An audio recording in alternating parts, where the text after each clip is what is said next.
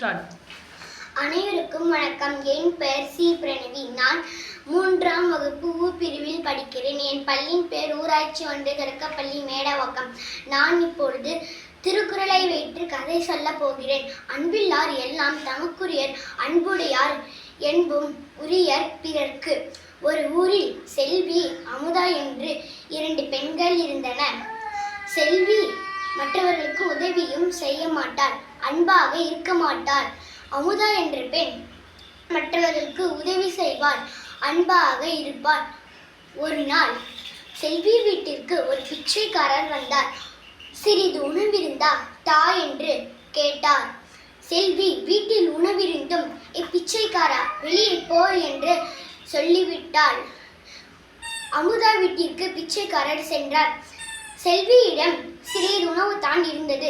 நம்மளுக்கு வேணாம் என்று பிச்சைக்காரருக்கு கொடுத்து விட்டார். இதிலிருந்து என்ன புரியுதுன்னா, அன்புள்ளவங்க மற்றவர்களுக்கு கொடுப்பாங்க. அது நம்மளுக்கு இல்லைனாலும் மற்றவர்களுக்கு கொடுப்பாங்க. அதே அன்பு இல்லாதவங்க எல்லாமே நமக்குன்னு நினைப்பாங்க, மற்றவர்களுக்கு கொடுக்க மாட்டாங்க. நன்றி, வணக்கம்.